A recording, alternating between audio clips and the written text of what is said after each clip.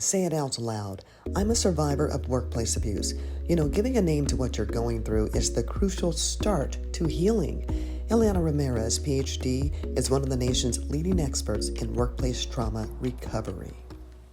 As a Chicana who is born of Mexican American and Irish Czech parents, who identifies as queer, who has been working on diversity, equity, inclusion before DEI was even an acronym, I've had multiple experiences of institutional betrayal from employers who are resistant to changing of the status quo. That is, changing systemic racism in healthcare systems, in educational systems, in nonprofits.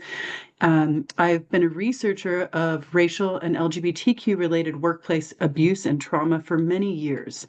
It started about 14 years ago when I was writing a dissertation about the experiences of LGBT service members and veterans and their service under Don't Ask, Don't Tell, another anti-LGBT military policy. And then in more recent years, I've been looking at issues of backlash against equity, justice-related work. But I've also been really getting into the experiences of people who are hired into positions that are specifically designated to change the status quo, only to find out that those employers actually don't want the status quo changed, Andrea. And as soon as we stop centering the feelings of white people and heterosexual men, all heck breaks loose. So many of us, brown people, people of color, when we're in these environments where we are literally the minority, a lot of times we understand that we're going to come against racism. I mean, that is just, it is what it is. But I think in the workplace, there's this notion that it's going to be a protected place, which is, for me personally, I realized that as much as I believed that they would be protective of my psychology, protective of my mental health, my physical health, because I was physically accosted and assaulted by my news director. So when I think about those moments, there's a part of me when I look back, I feel very naive. Are we naive to believe that once we go to HR or we tell whoever the powers that be about what's happening in the workplace, that they're going to take care of it and perhaps hold people accountable? I was very naive in believing that after 21 years, the level of respect would come my way, if you will, that is given to so many other people who don't look like us. Are we naive in believing that, or should we know better? I don't think that we're naive. I think that especially the misogynoir that Black women experience in the workplace across industries, across titles, across positions is so rampant. And in workplaces that are imbued with a white cultural niceness, where people will smile to your face and then really frankly like bleed you out in the back, um, where they do not interrupt racist comments about Black women on the regular, where they will even participate in the jokes, even if they feel uncomfortable, and where they will sabotage Black women in the workplace. It's so rampant. I think that for many people, we become socialized to just know that on some level, those slights and indignities are a part of the workplace. And so I don't think that it's a matter of anything other than it becomes normalized to some extent that there will be indignities. What I do wonder about is intergenerational, ancestral, racialized labor trauma. And what I Mm. mean by that is, for example, on my paternal side of the family, my grandfather was a migrant farm worker. And considering everything that's going on right now Right. regarding immigration, sweeps in the fields, agricultural fields, in factories across the nation, uh, when I was in my most hostile work environment, I would tell myself, well, it's not like I'm being exposed to the toxins of the pesticides that my grandfather became ill from when he worked in the Wow. fields. Yeah. And he would come Mm. home and he would bring the children together and he would say, on Fridays, now I want you to go to school so you don't have to work like a burro, like me, which is like a donkey. And the thing is, he didn't know there's no way he could have the research that now shows us that, in fact, exposure to predominantly white institutions is extremely damaging and dangerous for our physical health, to the extent where Yeah. there's one study that was looking at Black graduates of historically Black colleges and universities who had 35% less metabolic illnesses than did Black graduates of predominantly white institutions. Andrea, this is Wow. after they controlled for diet, for exercise. It was literally the exposure to predominantly white Mhm. institutions that led to systemic body-wide inflammation that are the precursors to things like diabetes, cancer, obesity, Mhm. heart disease. So, when I think about my ancestral family experience in the fields and the kind of blatant racism that my grandfather experienced, plus the environmental toxins that everyone Yeah. knew about, it's different in these office places where we are thought workers, frankly, Mhm. and we don't know how much it actually does injure us. It really does injure us. I remember when I was diagnosed with cancer in 2018, I kept telling my family they made me sick. And I tell people to this day that I got breast cancer because I was stressed. I was ruminating about everything that was going on 24/7, that my body was in shock. And when told a few people, they're like, no, your workplace doesn't do that to you. And of course, I've learned more that it does affect our physical health. I've talked to so many Black women, brown women. I've talked to people of all races and backgrounds because this does affect all of us.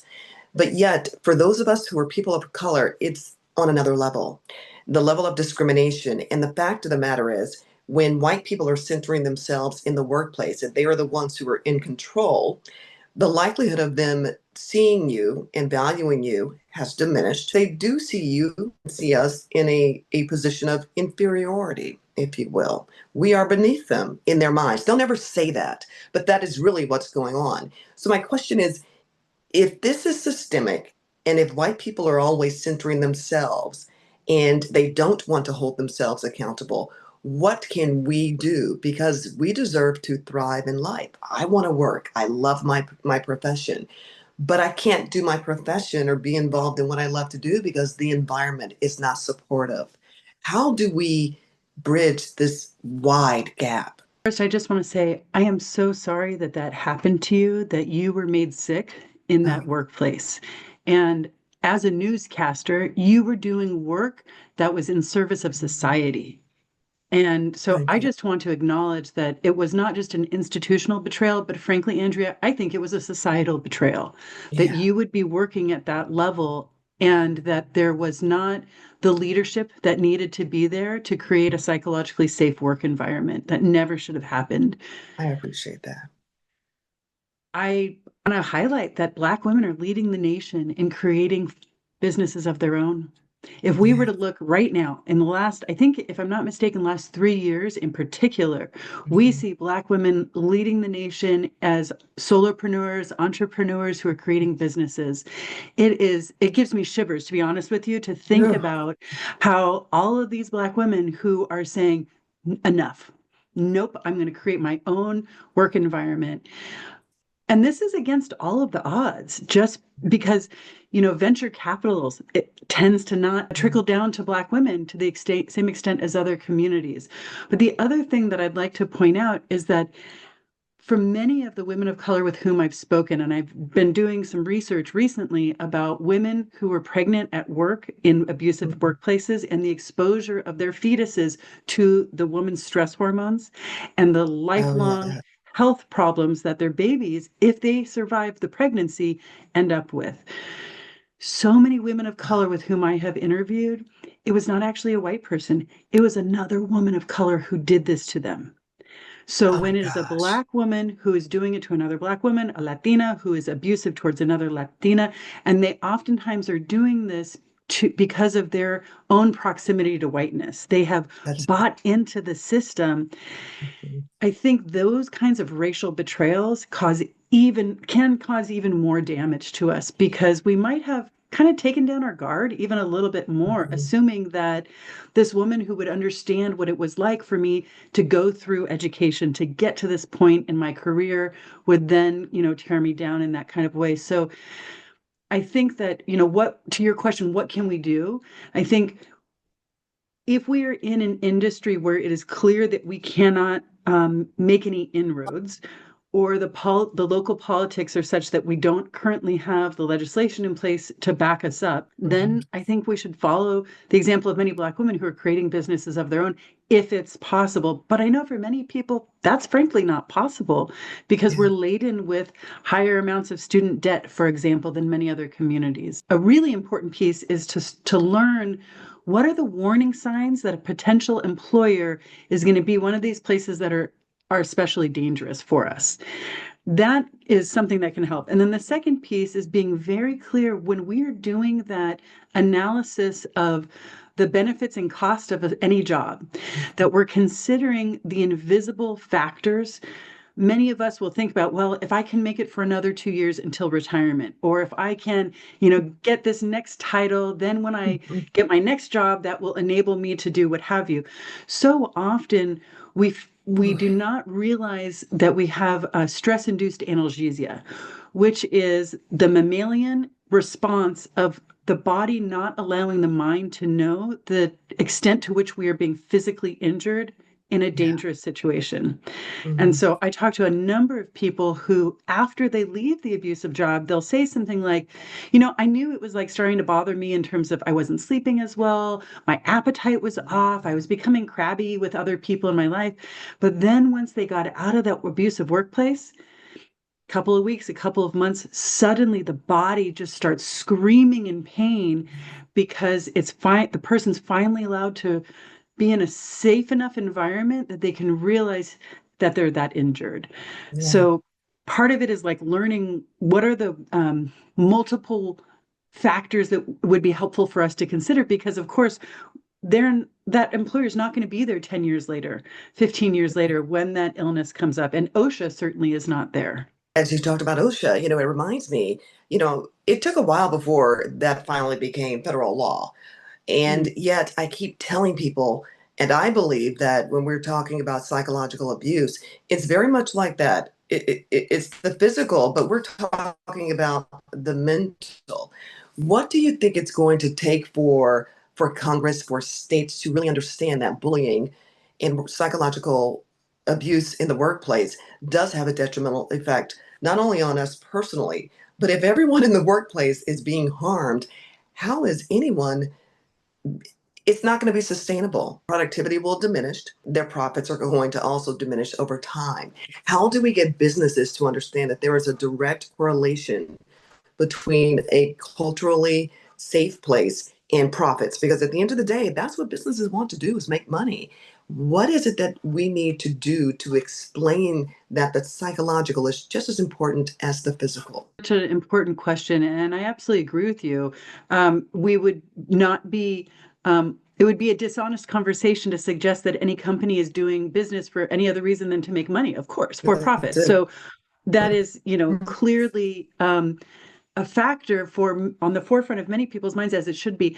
I think that there are three responses to that. The first is that I'd like to cite the U.S. Surgeon General, Dr. Vivek Murthy, who wrote in, 2 years ago, I believe, if I'm not mistaken, a report about well-being in the workplace. And he cites the astronomical cost to employers across the nation when their workforce becomes ill. And he really points out that when we create psychologically safe workplaces, we have less absenteeism, but we also have less injury to the people who are witness to the workplace bullying, because it turns out that we don't have to be bullied directly ourselves in order to end up with anxiety and depression and even post-traumatic stress disorder. Just watching another colleague be bullied is enough to activate that chain reaction inside of us. So Mhm. the first piece, I think that there really is, we have the data. We know that when there are psychologically unsafe workplaces, that productivity declines, as you mentioned, but it's also more costly to the entirety of the team because you can really disrupt everyone's productivity. The second piece, I think, is because we are a culture that's very visually oriented, we now, thanks to neuroscience, have very clear imaging through magnetic resonance imaging, MRIs, and functional magnetic resonance imaging, fMRIs, that can show us that when somebody is exposed to psychological abuse in the workplace, that there is change to the actual brain structure. We see the amygdala, which is the brain's alarm system, it shrinks. We see the prefrontal cortex, which is the thinking part of the brain, it also shrinks.